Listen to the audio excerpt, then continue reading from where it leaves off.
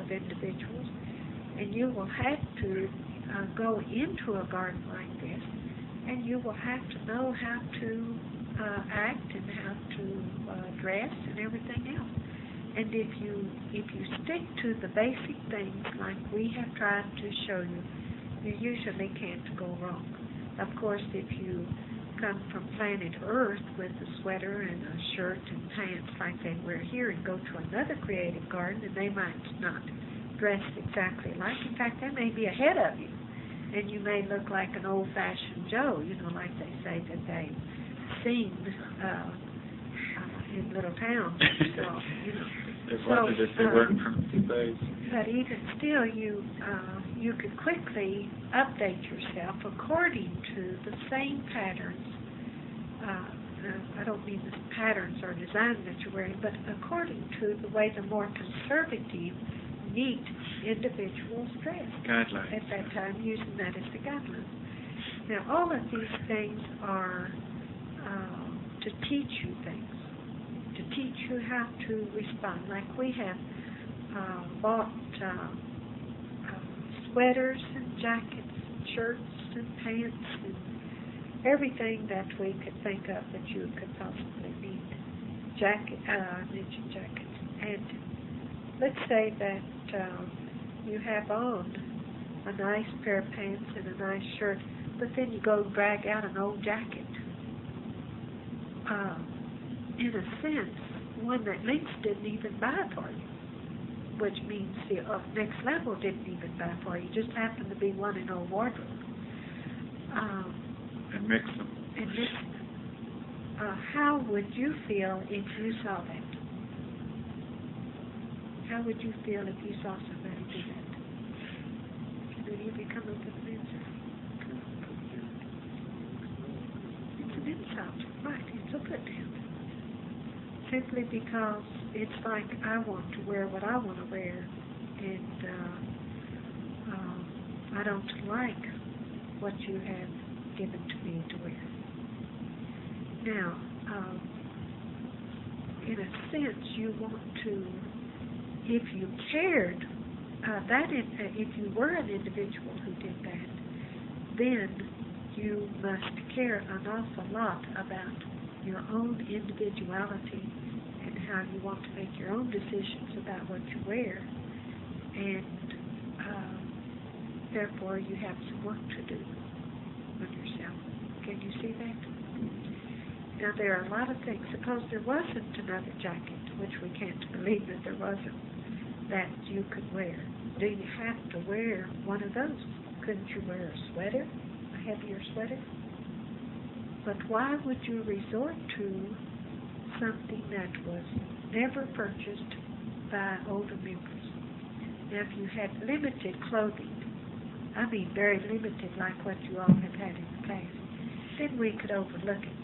But we got a report that you had adequate, and we thought more than adequate, and we found out that you didn't, and so we bought some more things. So, and we will keep on doing it until we do have it adequate, because it's our task to do that particular part of this task. Your task is how do you take these things and apply them. It's just like other procedures we give you. We give you the procedures. You have to take them and apply them. We can apply them. It's very easy for us to apply them. But can you apply them? And this gets back to what we originally began to talk about. Being an independent of your teachers is being able to take the procedures and apply them. Stay on the track.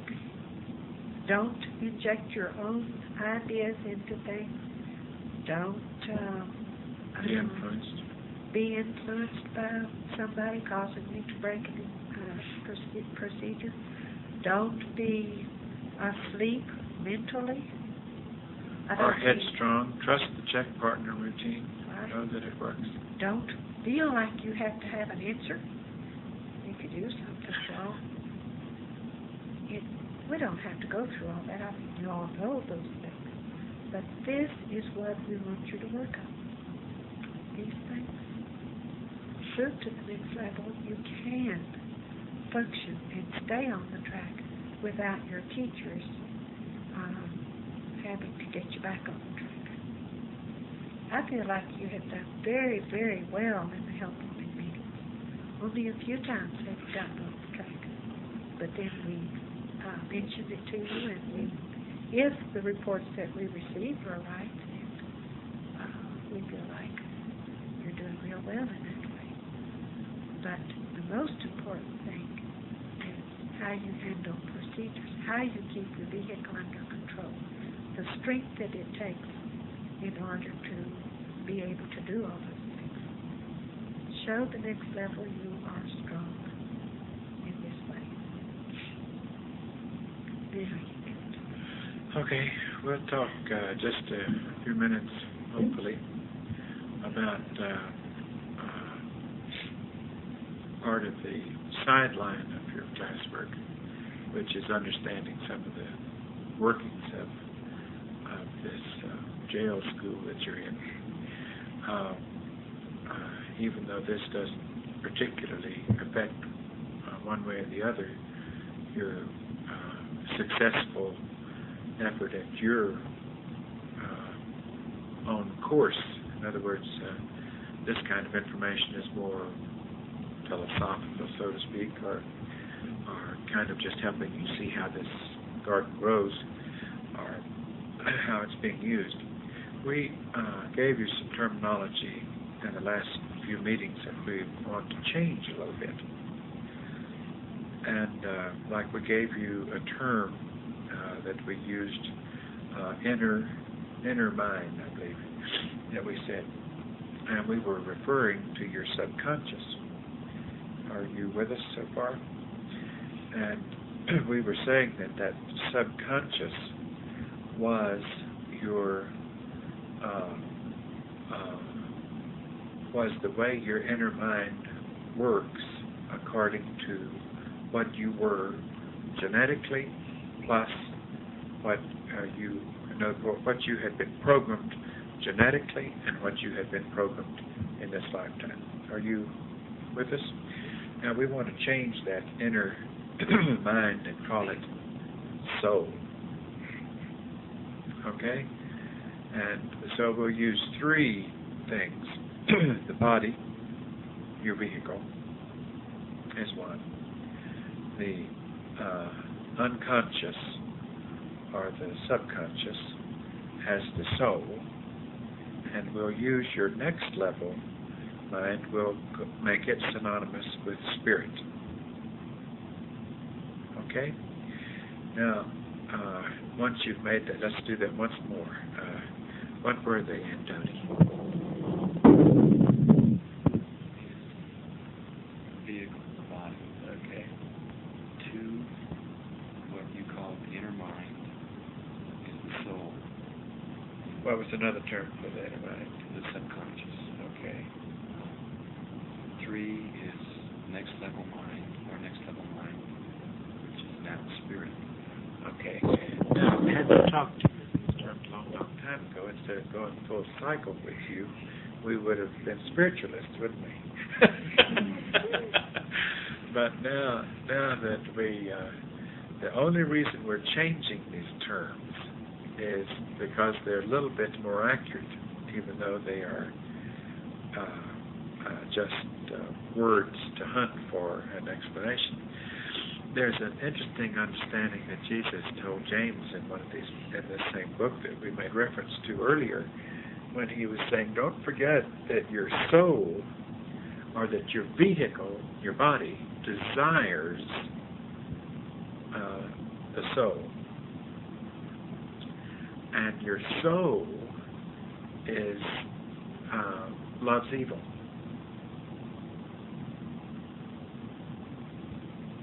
Okay? Yes, your soul loves evil. Now, that is because your soul has become something which loves evil. Do you understand that? Now, has your soul not been programmed for generations and generations and generations to do things that are in next level's eyes evil? Therefore does the soul not love evil, and therefore does the flesh not desire for the soul to involve it, and the soul leads the body into its desires. The soul leads. Now, a long, long time ago, we, in a sense, told you that your souls were pure. You see that? Now, the swap of transfer of terminology, that is not so. It would be that spirit is pure. Your next level mind, that which we're calling spirit, is pure. Your spirit is what disciplines the soul. Now, let's say that even while you're asleep, your soul wants to act up because the body's asleep. And it goes and plays around and involves itself with another soul that wants to go act up. And the vehicle ends up the victim of that playing around. Because that soul, as long as that vehicle is alive, even though it's asleep at the moment, that soul is confined to that assignment of that vehicle. Doesn't mean confined it can't get out, but it means that's the only vehicle that soul can work through. Do you understand that? Let's say that your vehicle is asleep. In a sense, your soul, while your vehicle is asleep, can be disobedient and run off and play and sit down and engage in activity that you would not have it engage in with another soul that likes to engage in that activity. And your vehicle ends up reacting to what the soul is doing, because it's the physical manifestation of what that soul is doing. It's connected.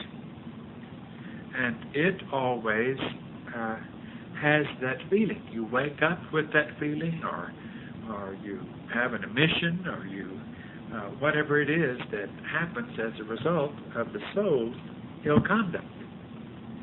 Now, a part of your conscious mind is neither color. Part of your spirit goes into the conscious mind, but your conscious mind still has the option to become totally spirit or not. Now, the goodness that you have accepted in your conscious mind, the goodness that you have accepted, is that spirit which you have brought in, forced into your conscious mind. And with that good spirit that you have forced into your conscious mind, you're trying to discipline both your vehicle and your soul. Now, the package of what you have to discipline depends upon the inheritance that you have, plus what that inherited soul has conned that vehicle already to even get so hooked on in that given lifetime. But even if it had not been hooked on it, even if in this lifetime you had done none of those things, that soul would still crave all those things because of what that soul has come to be through those generations. Now, do you follow that? Now, knowing what your soul is, or your subconscious is, and how it is so full of programming that it even believes it has accepted. It doesn't even question. It just believes what any strong force has put into it repeatedly. It just accepts it repeatedly. And just like we have said that it accepts that it has so many years, approximately so many years to live. If the generations prior to it have also been weak in the area of liver, its liver will accept that same time capsule and begin to break down at 40 or whatever it was. Combination of the genetic structure that it inherited. Now, this doesn't change that when a human's this does mean that a human then has a soul, right? Humans have souls, right? Because they all have subconsciouses. They all have inner minds. They don't have what? Spirit. But there are evil spirits. That's right. There are good spirits and there are evil spirits. Where do the evil spirits come from? That's right. Okay. So the soul is just a part of the vehicle. The soul is as minute or as big as the vehicle, or as old or as healthy or as unhealthy as the vehicle. The soul is what actually developed the vehicle, because the soul was the genetic programming that started from a single cell and made the vehicle what it was and what it is. Now, and the soul still lets off impulses, just like the vehicle still sweats. The soul still tries to let off mental impulses as well. Now, before you began your classwork in earnest, you were used to letting the soul just let off whatever mental impulses that it wanted to let off in order to continue its pattern of indulgences, or the things that it liked to do. And you listened to those impulses, and you became you let your vehicle become a faithful servant to its soul, if you gave in to it. If every time your mind, or what you thought was your mind back then, would say do something and you didn't let it do it, then you weren't giving in to the soul. Can you follow that?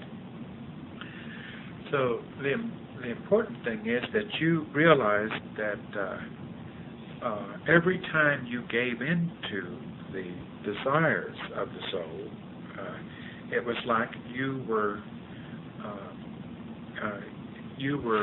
answering it, and the more you answered it, the more it got used to being answered.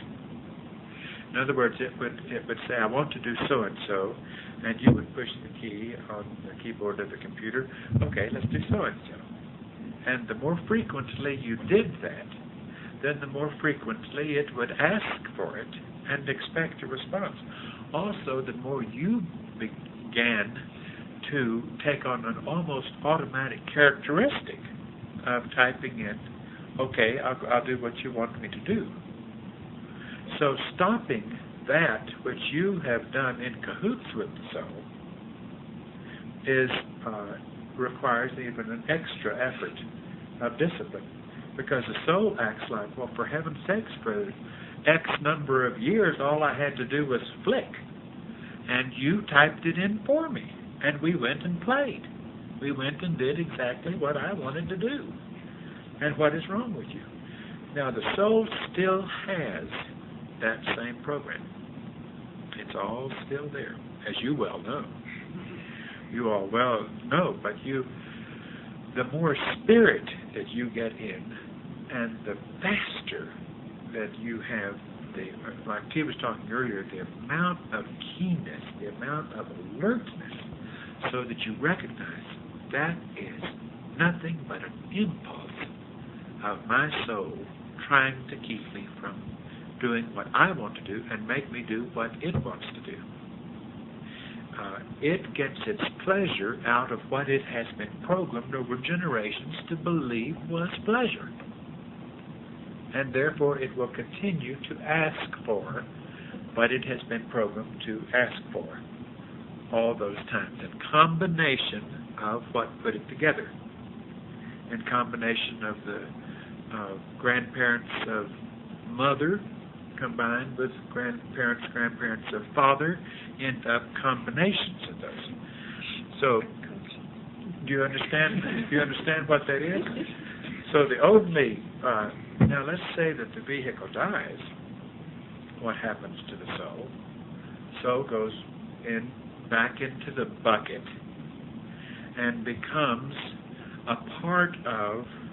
It's like you take a bunch of these ingredients, and the offspring, then the next offspring that comes from that bucket has the combined things that were previous, and even has within the structure of that soul an intelligence which could relate to those experiences, which would make you think, which you can understand in the concept of how it got started, of reincarnation and tuning into the past, and tuning into these things, because they were all there. They were there to tap. Even though no little blob of soul at the point of death goes as a blob and goes to another vehicle. It would be, you could see now how it wouldn't even jive. The vehicle couldn't accept it. Because the vehicle is the programming, is the result of the programming of the two that caused the offspring. And so they couldn't fit together. In other words, they have to develop together. One is a physical manifestation of the other. Do you understand that? Would it help you any?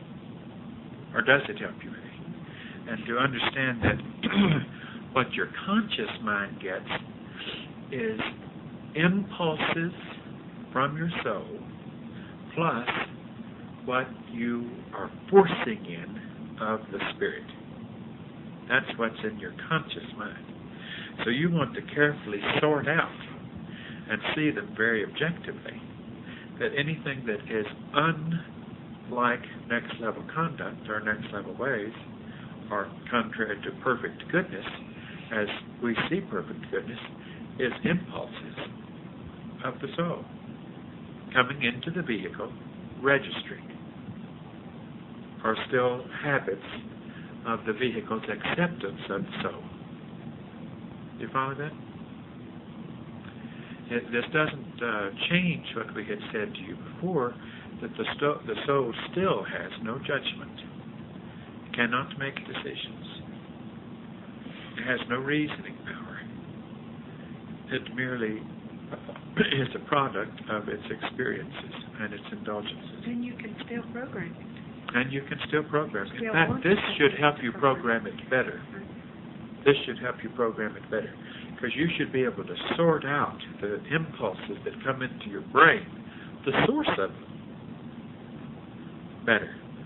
And say, like when you're getting added help and information on how to better apply instructions, what's the source? Huh? No. Your spirit. I said, when you get added information on how to apply instructions. Have I gotten you confused? No, not now. Okay. Just said wrong. In other words, how to better be a member of the next level, how to better use your time, how to be ahead of yourself, how to have more foresight, how to catch yourself before you make mistakes, how to better apply the things that we've taught you. There's only one source for that, right? You all understand that? What is the source? That's right. So now, knowing this, we're jiving up the terminology with you that next level members have used with their disciples. So, in other words, like we never could understand because of what we had adopted as the definition of spirit. We couldn't understand why Jesus answered when his disciples said, well, what is God? And they said, he's spirit. And yet we had then an interpretation of a spirit as some disembodied thing. You see, some out-of-vehicle thing, which we knew that God was not. Do you see what we're saying? Now, this does not mean that spirit is ether. We're not giving you a definition of spirit. The only definition we have given you of spirit is that it is your next level mind. And it is what the next level is made up of. Okay? Now, you will get further information on clarifying definition of what that is. Okay? But this is enough to get you going. Where does, when you say a body, what part does the body play in? Like it was born and it had certain characteristics. That's not the characteristics of the soul. No, they are characteristics. The soul. That's right. The soul has a tendency to be a Libra or a Taurus. You know, that's what I'm trying to understand. It's like when a vehicle has a tendency to demonstrate a certain tendency, is that the soul demonstrating that tendency, or is it the flesh of the... Well, it's a genetic thing, but it's colored by, I'm sure... The influences. The influences, right. In other words... That's an interesting question. Right. We'll probably have a better answer for you, but like T said, that it's probably even... Go ahead and finish with Well, I was just going to say, like, chances are if you would... we don't want you to do it, but I mean... you probably didn't stand, using you as an example, I don't believe you stood out in your family, the human family where this vehicle was raised, as being different. You probably all had certain characteristics. But if astrology does play a part on influences, then your own individuality thing would be caused by the influence of the planets. The sign that you were born in. Don't know. it could be that it made those characteristics, let's say that those characteristics are common to all genetic frameworks. You know, the potential of those characteristics are common to all of those genetic frameworks. But if I am born at a certain time, then those characteristics, those certain characteristics that would be common, say, to the Taurus, or to certain influences of your astrological time, would like stand out more, would cause the hair to grow, the hairline or the frame, or in other words, they would have. They don't really mean that much, except they're just little characteristics that stand out. It's just like when you look at a piece of china, one will be red and blue and shaped so in way, such and such a way, which would like be its characteristics of its sign. But you look at another piece of china, they both serve equal functions. They're both a piece of china, and they both hold the same amount. They both have the potential of serving as soup tureens. Do you see what we're saying? Even though to appearances, you would identify certain of their characteristics differently, and these could stand out more in those ways. But basically, and actually, you're like astrologically, we've always said to you that certain astrological characteristics could lean more toward the negative interpretation of this aspect or the positive interpretation of this aspect. But your soul is going to have developed more in one of those directions or the other, depending upon its experiences. You know, I still feel, we haven't talked about this, but I still feel like the next level keeps us guarded under control through the planets, just like we said. In other words, that's probably why Lucifer Force tries to discredit astrology so, because, with Christians and all. And has the world thinking that astrology is the Lucifer Force, because that would certainly be his way. You know? Well, to him, the Lord is the Lucifer, to him. Yes, but I mean, he programs humans to have them think this is work of Satan, so that they will not pay any attention to it. That would always be his programming. We had, I believe that actually, there are only 12 kinds of temperaments, according to, 12. 12 right, kinds. that's right. I'm losing astrology pretty bad. 12 kinds of temperaments. And, of course, each 12 individuals has 2 different kinds in each 12. Can you follow that? Because of the ascendant. And then when the moon comes in, there's 3. So, I mean, you can break it on down to where you have only so many kinds of temperaments, which would keep it sort of under control.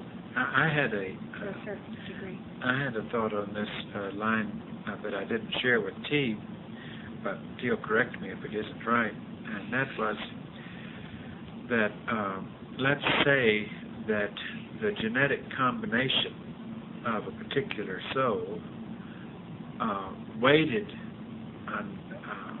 until, or started its process of growth until what it was came out at the right time. Let's say, like T said, there are 12 possible general characteristics of temperament. Let's say that this genetic combination of this particular soul was excuse me, was going to be the offspring at this particular time of the two who were going to have that offspring. And therefore they would start that infant at the time that the end result would be that characteristic. Now, let's say within their programming was the possibility of probably genetically repeating every possibility of those 12 characters a couple of times. In other words, they might have had, if the influence was so strong in their genetic structure, all their children might have been born in March. Or if their genetic structure was very balanced and they had 12 children, they might each be born in a different sign. Or if they had 24, they were born in different. But if they were stronger, if the combinations were stronger characteristics of certain personalities or what you could say temperaments, then their offsprings would be more confined. And it's very interesting to see how many parents have repeated offsprings that are in the same sign, or in the same two signs, depending upon numbers of offspring that they have. If you've ever had an opportunity to read a genealogy report about a family, it's very interesting to see what Doe just said. In other words, there's a pattern to it. If you can get above it and look at it. If you can look at the whole tree. Because there are the children usually, once in a while you'll find one in there that doesn't belong, and I'm sure he was a renegade or something, Well, it had just, you've gotten so many of those, and then there was time for an expression of the different type, because there was a little bit of that in there. You see what we're saying? Well, I checked out a genealogy report one time, and I could see where, in some cases, some person died in one family. This was all one family, the family tree. And another child was born maybe a day or two later from the time that other person had died. In other words, it's just like the months and so on. I'm not talking about souls. I'm talking about reincarnation. It's just for that strain of individuals, how they were born in the same months. It's the manifestation of that programming. Right. Now let's say that you all through these generations have been in circumstances that programmed certain temperaments. Then they certainly would come to life in that temperament as they were manifest. Can you follow that? You can't follow that? If you were thrown in circumstances let's say if a family tree was thrown in circumstances where certain temperaments were developed because of that environment and those circumstances, then the offsprings would have to come in to matching those temperaments, because all those offsprings is a manifestation of it, is letting it, just like the different kinds of plants. You can have certain kinds of plants that are different, even different colored blossoms can come out of the same root. And you can have other kind of plants that all the blossoms come out the same color. And you can have others that each blossom has 4 or 5 colors in it. But they all have the family plants all have the same characteristics. You see what it would be? So the family plants are still carrying on. Now, if you continue to take that family plant and take it out of its natural habitat and put it in a different one, over a period of time it becomes a different one. Because it's under different conditions, different weather conditions, different circumstances, it develops into a different characteristic. It isn't what it was before you transplanted it. And the same thing would happen just genetically. And the soul, or the vehicle, is a manifestation, a physical manifestation, if you can see that without it being a philosophical term. Do you understand what we're saying? It's just the matter of the soul. In the same way, can you call the case that the computer is that case the computer? Do you see what I'm saying? Because the vehicle is the case of the computer, but the computer isn't even the tapes. The computer is what's on the tapes. Do you see what we're saying? Now do that in reverse and have those things that are on the tapes what made the tapes what they are and made the machine what it is, because they all have to be compatible. Do you see? Huh? Well, it's like a genetic blueprint. Yes, it would be the same thing. And so every time you hear your mind letting off its expressions and the impulses of your mind, you're just hearing the voice of your blueprint, of your genetic blueprint. This is why you can't just let it happen. It'll take up all your time, and even just the effort that it takes you to keep it shut up, as long as you let it keep talking, will take up all your effort. So daydreaming isn't good. Certainly isn't. Hey, Rhodey. Well, I had a question that kind of relates to the last thing you first told us about the inner mind. I wanted to understand better how to know when I am programming. So what? To know when I am programming myself to do what my next level mind wants me to do. Well, when you read off the things, every time you do something according to procedure, Something in your memory bank, you're programming it. like you're programming it right now, but you have to, listening to this one time isn't enough to program it. You have to listen to it It'll over dissipate. and over and over again. It's like hypnosis. You can be hypnotized once and given a suggestion, and unless it's reinstated another time and more than ever so often, it will fade. That's right. And That's a very, very good example. Because when you're programming your soul or your inner mind or your subconscious, every time you hear something, if you're listening carefully, you're programming it. But the dye on the ribbon of the typewriter will fade right off in a matter of a few hours or a few days if you don't go right back and program on top of it and on top of it and on top of it until there's such a deep, deep imprint there that it sticks. You might even, part of it might even fade, and you will remember part of it, of the information, and then fill in the gaps on the others, and then you might even start quoting all that to links sometime, you know. Out of and just say, context. now wait a minute. Out of you know. context. That happens a lot, believe me. You know, let's start out by saying I may be wrong, you know, but don't start quoting procedure to us unless you really know it totally. Instead of pieces of it. Right. In other words, we want you to, the way that, in answer to your question, the way you know that you are programming your vehicle is by consciously doing it. By consciously, let's use the tape as an example, listening to the tape.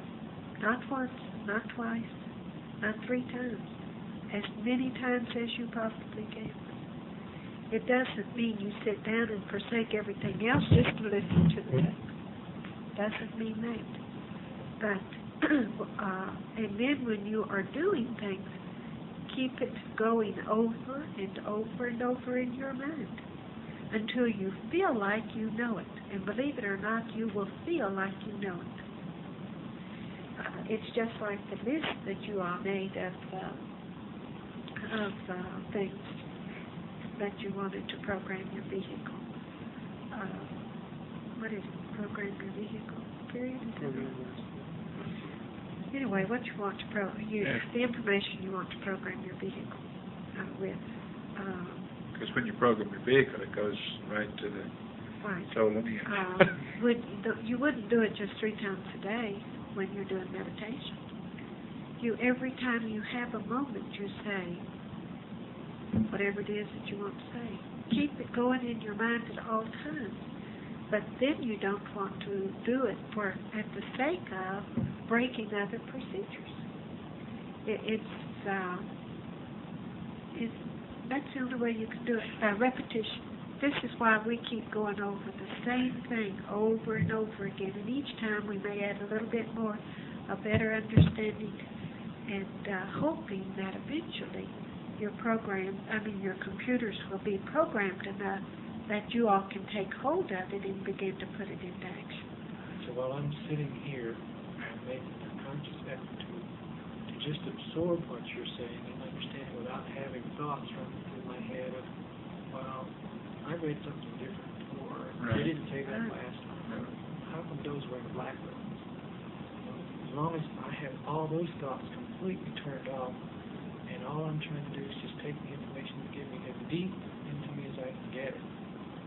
That's programming. That's right. That's the best programming you can do. If you are doing it with the best effort of draw that you can, best effort of concentration that you can, without interference, then you're not missing any keys, and it's going to make a little imprint, but it can't stop there. It still has to be gone over and over. Now, and Dota just said something that made me realize, when we told you that this is so, it didn't mean that you have to change over your terminology and not use synonymous terms. We're just letting you know that the inner mind, the subconscious, the genetic structure of life is synonymous with soul. So in your own thinking, if you want to use all those terms in order to not get you going in a more limited, in other words, soul, you can use soul as long as you're using the others as well, because we want you to understand they're all the same thing. That's what we were trying to get clear to you. We weren't saying don't think in terms of inner mind anymore. Don't think in terms of subconscious, only use soul. That's not what we were saying. We were saying the soul is what those are. The soul, that genetic structure, that life there, that programming that has come down, that soul is synonymous with those other terms. And that what we had called soul before, which was the pocket of your next level mind, we're going to now refer to as next level mind, synonymous with spirit. Do you follow that? In order to get our terminology more straight with previous next level visits. Let me add something else to Erody's question a moment ago about programming your computer. Anytime you are given a lesson by your teachers, should be very, very special for you. And after you get the lesson, you should write it down and then read it over and over and over again until you feel like it is in your computer. It would help you remember. It would help you remember better if you went and wrote it down. Like when we talked to you two today, what we discussed with you, if you had gone back downstairs and wrote as much of it down as you could remember, and then consciously program your computer with that by saying it over and over again, and then add it to your list, then you will not lose out on that lesson. You are getting special attention from the next level every time you get a lesson that is individually for you. Now, in a sense, when you all come up here to retreat, and the ones who are here all the time are getting special attention from the next level at this time. I don't mean from their teachers, but we are representatives of the next level, and they speak through us. And consequently, we are able to give you special attention. Now, you shouldn't take those lessons that are given to you casually. You should take them as something that the next level has given to you because they care. And they should speak through you in your actions. That's right. And you should not drop it. You should go and the first chance you get and write down everything that you think that we told you. And then go over it and go over it and over it again until you know that it is in your computer. Add it to your list so that whenever it comes up again, you will be able to pass it. But see, you all listen to us, and then you probably go on a downer afterward and think I can't do anything right, and all the negative things come in, and you miss the lesson entirely. And that old computer's just half sick of me because he doesn't have to do any work other than just the way he's Doesn't always. have to change because you're making him change. And believe it or not, that computer is the easiest thing in the world to program. Once it knows that you're being business. Once you've established a method, and you're consistent with that method of erasing tapes and adding new tapes and stopping his mouth and of reprogramming, then it becomes easier and easier to take. Easier because don't forget, it's the spirit. It's your next level mind that has to have control of both those elements. Actually, I feel like the spirit becomes stronger and that the soul or the computer realizes the strength there, and it really is given into the spirit. In other words, it's like becomes more obedient. Right. It's like if it's an authority, it's had a place of authority all along. But if somebody else comes along and happens to be stronger than it is, then it probably will back down. I think it backs down and begins to change. You know, it's funny how humans, without really knowing what they meant, have all along talked about the joke of selling your soul to the devil and giving your soul over to the devil. And it's true that Lucifer and his forces would make slaves of your souls. And what you must do is make slaves of your souls and your vehicles.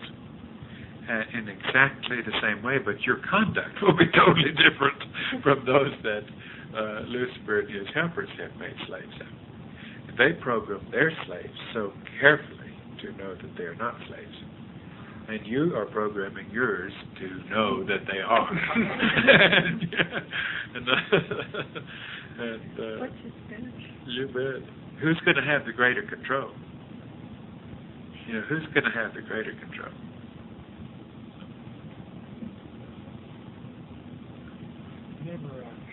Whenever I get a lesson, like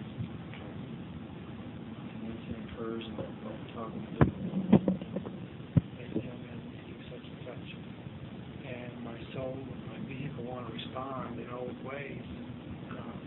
As long as I am countering its impulses with the knowledge and wisdom that you have given me at this time, until I make what you said to me fit into my computer the way you meant it, the way, at least the best way I think you can do, then I am programming my soul to accept next level thinking. Is that correct? That's correct. And each time you do that, you'll do a better job of it, so that your slave becomes a better slave and a better slave and a better slave.